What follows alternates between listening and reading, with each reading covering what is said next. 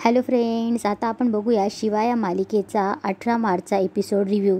Sorry friends, मी काही दिवस episode upload करू शकली नाही. घरात थोडी लग्नाची धावपळ आहे, त्यामुळे मला जसं जमेल तसं मी एपिसोड अपलोड करेल आणि तुम्हाला तुमच्या सिरियलची रिव्ह्यूज देत राहील. आजच्या भागात असं बघायला मिळते आपल्याला, आशू सत्या राहण्याच्या कानाखाली वाजवतो. तेव्हा सत्या बोलतो, तू खूप चुकला आहेस.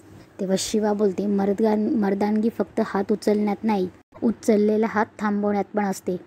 तेव्हा सीता बोलते, बास बास बास करा हे सगळं, मी पोलिसांना फोन करते. आशू बोलतो, आई राहू दे, नको पोलिसांना फोन करू, त्याला त्याचा धडा मिळालाय, तो आता जाईल. सत्या बोलतो, आशुतोष देसाई, बापाचा जाम पुळका आहे ना तुला, आता बघ मी काय करतो ते, फक्त बघ. म्हणून तो निघून जातो. सीता बोलते, काय हा प्रकार, मला अजिबात आवडलेला नाहीये हे. भाऊ बोलतात, सीता ऐक, यात आशूची काहीही चूक नाही. सीता बोलते, घरापर्यंत गुंड येऊन गेले, तुम्ही अजिबात पाठराखण करू नका त्याची. तेव्हा आशू बोलतो, आई अगं त्याच्या आपल्या घरात येऊन आपल्याला धमकी द्यायची हिंमतच कशी झाली. लक्ष्मण बोलतो, अरे आशू, पोलीस कंप्लेंट केली वगैरे ठीक आहे, पण याचा हात उचलून गोष्टी वाढत जातात. तेव्हा सीता बोलते, तेच तर सांगते मी, आणि आता हेही तुला आता समजवायला हवं का. तेव्हा सीता बोलते, हा जो प्रकार सगळा घडला ना, मला माहिती आहे कुणामुळे घडला, शिवामुळेच आशू असा वागला. भाऊ बोलतात, नाही सीता, तू चुकतीयस, शिवाची काहीही चूक नाही. आता आशूला राग आला आणि त्याने ते केलं. तेव्हा कीर्ती बोलते, हो पण शिवाला त्या गुंडांसमोर जायची काहीच गरज नव्हती. याआधी आशूने आधी अशी भांडणं केली नाहीत ना. तेव्हा सुहास बोलतो, हो भाऊ, आणि ते गुंड आहेत ते काहीही करू शकतील ना. तेव्हा सीताही बोलते, बरोबर आहे, आशू आतापर्यंत तो असं कधी वागला नाहीस. तेव्हा आशू बोलतो, कारण याआधी अशी वेळही आली नव्हती. तेव्हा शिवा बोलते, थांब आशू, सीताही तुमचं बरोबर असेल, म्हणजे हे सगळं आशूने मी हे म्हणून केलं हे बरोबर असेल, पण मला सांग, असं किती दिवस या अशा लोकांना सहन करायचं आपण. जर मी नसते तर आशू शांत बसला असता आणि ते लोक धमकी देऊन निघून गेले असते, पण मग उद्या कंपनीत काही केलं असतं तर. हे बघा सीताई, या लोकांना सहन केलं ना तर ते अति करतात. तुमचं मंगळसूत्र चोरीला गेलं होतं तेव्हा तुम्ही बघितलं ना. हो, या लोकांना हीच भाषा कळते. तेव्हा कीर्ती बोलते, अजूनही तोंडवरती करून बोलायचंच आहे का तुला. लक्ष्मण बोलतं, अरे काय चुकीचं बोलते ती कीर्ती, बरोबर बोलते. सीता बोलते, पण जे काही आहे ते पोलीस करतील ना, आपण का हात उचलायचा. शिवा बोलते, कारण त्यांना फरक पडत नाही. म्हणाला ना, माझा काका वर बसलाय मला सोडवायला. आणि सीताई, आता जे काही झालं यामुळे पुढच्या वेळी करताना तो विचार करेल ना. आणि आई, तू विचार नको करू, त्याला धडा मिळालाय व्यवस्थित, आणि त्याच्या कुठल्याही धमक्यांना आपण भीक घालणार नाही आहोत. सीता बोलते, काळजी करू नको, असं म्हटलं की काळजी मिटत नाही. भाऊ बोलतात, ठीक आहे, जे झालं ते झालं. लक्ष्मण, उद्या मात्र पोलिसांना फोन करून घे.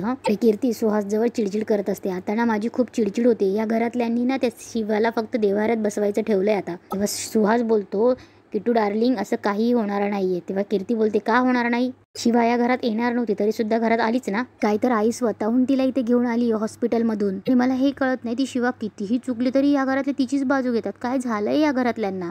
आपलं काही चांगलं होत नाही, जे चांगलं होतंय ना ते फक्त ते शिवाचंच होतंय. सुहास बोलतो, तुझ्या लक्षात येतोय का मी काय म्हणतोय, जे झालंय ते आपल्या चांगल्यासाठीच झालंय. कीर्ती बोलते, तुला हल्ली वाईन पण चढायला लागली बहुतेक. सुहास बोलतो, ऐक मी काय सांगतो ते, तो राणी आहे ना, तो फार डेंजर माणूस आहे. तो काय करू शकतो या लोकांना याची कल्पना नाहीये, आणि याच्या आधी बरेच राडे करून झाले, आणि अशी दमदाटी करूनच त्याने हा बिझनेस मोठा केलाय. कीर्ती बोलते, हो पण तरी सुद्धा आशूने त्याच्या कानाखाली मारली आहे ना. सुहास बोलतो, चुकतेस तू, आशूने त्याच्या कानाखाली नाही, स्वतःच्या नशिबावर मारली. आणि आता काय होईल, आशूचं नशीब आता त्याला काही साथ देणार नाही, आणि राणी काही गप्प बसणार नाही. कीर्ती थोडी स्माइल करते आणि बोलते, पण सुहास, या सगळ्यात आशूला काही होण्यापेक्षा हे सगळं त्या शिवामुळे घडतंय, हे राणीच्या कानावर घाल तू. तेव्हा सुहास बोलतो, सगळं सांगणार आहे, माझ्या डोक्यात ना प्लॅनिंग फिक्स आहे. कीर्ती बोलते, हो ना, त्याला आत्ताच कॉल करूया आणि सगळं बोलून घेऊया ना. शिवा आणि आशू बोलत असतात. तेव्हा आशू बोलतो, मला तू सांग ना, त्याची हिंमतच कशी झाली घरी यायची. नाही, ऑफिसमध्ये आला ते ठीक आहे, घरी कोण येतं. शिवा बोलते, तू शांत हो ना. तेव्हा आशू बोलतो, नाही मी शांत काय हो, डोक्यावर बर्फाची लादी ठेवू का नुसतं मी. तेव्हा शिवा उठते आणि बोलते, शांत. तेव्हा आशू बोलतो, एक माणूस रॅन्डमली आपल्या घरात येतो आणि आपल्यालाच धमकी देतो. मला तिथे बघून त्याला असं वाटत होतं की याला. शिवा आशूकडे बघून हसते. तेव्हा आशू बोलतो, काय झालं.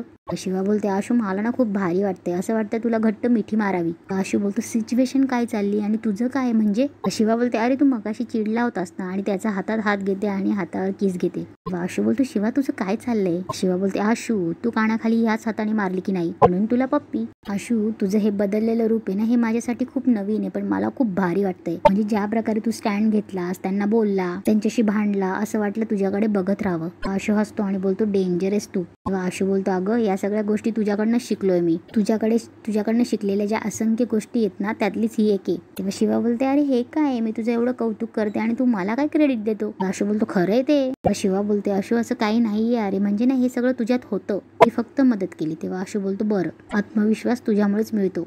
आशू थोडा शांत बसतो आणि बोलतो, ऐक ना, तो राणी मूर्ख माणूस आहे ग, भाऊंना काही करणार नाही ना तो. तेव्हा शिवा बोलते, ही माणसं पागल असतात, त्यांच्याकडे नको लक्ष देऊ, पण आपण अलर्ट राहूया. आणि पोलीस आहेत ना, आपण काही वाटलं तर पोलिसात जाऊया, CCTV आहेत. तेव्हा आशू बोलतो, हो आपल्याकडे एव्हिडन्स पण आहेत. तेव्हा दुसऱ्या दिवशी आशू भाऊंना आवाज येतो, भाऊ इकडे बघा काय गंमत आहे. तेव्हा भाऊ येतात, अरे आलो आलो. तेव्हा भाऊ बोलतात, आज फौज उभी आहे. तेव्हा आशू बोलतो, फौज उभी आहे. सीता बोलते, थट्टा म्हणून उभी नाही इकडे, कशाला मीटिंग ठेवायची आज. भाऊ बोलतात, ऐक ना सीता, काळजी करू नकोस ग, आणि माझ्याबरोबर आशू आहे ना. सीता बोलते, तू मला सोडून त्याला त्याच्या ऑफिसला जायचंय, एक दिवस आराम केला असतं तर काय झालं असतं. आशू बोलतो, आई भाऊंना मी सोडणार माझ्या गाडीतून, मागणं त्यांचा ड्रायव्हर येणार त्यांच्या गाडीतून. तेव्हा भाऊ बोलतात, ते काम झालं की मी त्या गाडीने परत येणार. सीता बोलते, तुम्ही बाप लेक ना, सांगून ऐकणार नाहीयेत. तेव्हा सीता बोलते, जाऊ दे, आणि त्या दोघांना टीका लावते आणि बोलते, तुम्ही माझं ऐकणारच नाहीत. सीता बोलते, राणीसारख्या लोकांची मला अजिबात खात्री वाटत नाही, मला भीती वाटते. शिवा बोलते, भाऊ मी येऊ का सोबत तुमच्या. तेव्हा भाऊ बोलतात, शिवा अगं एवढं काहीच झालेलं नाहीये. उर्मिला बोलते, भाऊ ती म्हणतेत ना, मग येऊ द्या ना बरोबर. भाऊ बोलतात, मी असा जातो आणि असा येतो. तेव्हा सीता बोलते, ऐका, फोन करत राहा. शिवा बोलते, हे बघा सीताई, काही काळजी करू नका सगळं. तेव्हा सीता बोलते, तू काही बोलू नकोस, आजपर्यंत माझ्या मुलाने कुणाशी वाद सुद्धा घातला नाही साधा. का हात उचललास, काही बोलू नकोस, मला फक्त तूच जबाबदार वाटतेस. इकडे पाना गँग काम करत असते. तेवढ्यात स्टेपनी बोलतो, भाई लोक बघा आपल्याकडे कोण आलंय, बघा बघा. तेवढ्यात संपदा येते, हॅलो गाईज. बॅटरी बोलतो, अरे बाबो वहिनी आल्या वहिनी. अप्पर बोलतो, काय भावा आता ऑफिशियल झालंय, पार्टी मिळणार पार्टी. तेव्हा संपदा बोलते, पार्टी करू आपण, पण त्याआधी मी तुमच्यासाठी काहीतरी स्पेशल आणलंय. तर ते सगळे तिला कॉंग्रॅच्युलेशन करतात. तेव्हा डिप्पर बोलतो, कॉंग्रॅच्युलेशन्स वहिनी, लाजतायत भाई. संपदा बोलते, गप्प बसा, या सगळ्या गोष्टीला खूप वेळ आहे, तोवर तुम्ही मला काही असं त्रास देणार आहात का. स्टेपनी बोलतो, हा पण हा त्रास आवडतो ना तुम्हाला. ते संपदाला सगळे चिडवत असतात. तेव्हा संपदा बोलते, मी तुमच्यासाठी काहीतरी स्पेशल आणलंय, माझ्या हाताने बनवून आणलंय. सगळे तिला चिडवतात, काय तू आमच्यासाठी बनवून आणलंय, ए भाई चल चल चल रे भाई. संपदा बोलते, म्हणजे नको का. बॅटरी बोलतो, म्हणजे नको नाही, पण का, पण काय आज विशेष. संपदा बोलते, आज असं नाही, पण इन जनरल तुम्ही माझ्यासाठी, रॉकीसाठी उभे राहिलात आणि खूप काही केलंय आमच्यासाठी, म्हणून म्हटलं मीच काहीतरी स्पेशल बनवून आणते. सगळे संपदाने बनवून आणलेलं खातात. तेव्हा संपदा बोलते, चलो मी आता रॉकीला भेटून येते. सायलेन्सर बोलतो, एक सेकंड, म्हणजे हा स्कॅम होता, हा स्कॅम होता. तेव्हा संपदा बोलते, अरे स्कॅम काय. बॅटरी बोलतो, स्कॅम नाही तर काय, तू टेस्ट करायला आली, आम्हाला आवडलं, मग आता रॉकीला पण आवडेल, बरोबर आहे, स्कॅमच आहे हा. संपदा बोलते, हे असं काही नाही, मी खरंच तुमच्यासाठी आणलं. अप्पर बोलतो, भाई आम्हाला सगळं कळलं, भावांनो हे आपल्या भावासाठी होतं रे बाबा. संपदा बोलते, एवढा त्रास देणार आहे तुम्ही, तर ठीक आहे, मी तुमच्यासाठी आणलं तर आता नेक्स्ट टाइम नाही आणणार तुमच्यासाठी. तेव्हा डिप्पर डबा घेतो आणि बोलतो, रॉकीला ठेवायचं ना यातनं. तेव्हा संपदा बोलते, नाही नाही ठेवा तुम्ही, मी रॉकीसाठी दुसरा डब्बा आणलाय. संपदा बोलते की संपव आणि मला उद्या डब्बा द्या, आणि ती जाते बाय करून. सीता पूजेला बसलेली असते, तिथे शिवा पण जाऊन बसते आणि सीताला विचारते, मी काही करू का मदत. सीता लक्ष नाही देत, देवाचा पाय पडते, तेवढ्यात बघते तर दिवा विझतो. सीता बोलते, अरे देवा, दिवा कसा विझला. शिवा बोलते, अहो ते वारा आला असेल कुठून तरी. सीता बोलते, वारा आहे काय ते. तेव्हा सीता बोलते, आता कुठलं संकट येणार आहे. तेव्हा शिवा बोलते, सीता ये, अहो नका काळजी करू तुम्ही. तेव्हा सीता बोलते, काळजी वाटणार नाही का, आधीच जे काही चाललंय ते, आणि त्याचा हा संकेत. तेव्हा शिवा बोलते, सीताई आपण एकत्र आहोत, आपण जे काही संकट येते ना त्याला मागवून परतवून लावू. सीता बोलते, हा आगाऊ विश्वास कधीतरी घात करेल अशी भीती वाटते मला. इकडे भाऊ बाहेर असतात.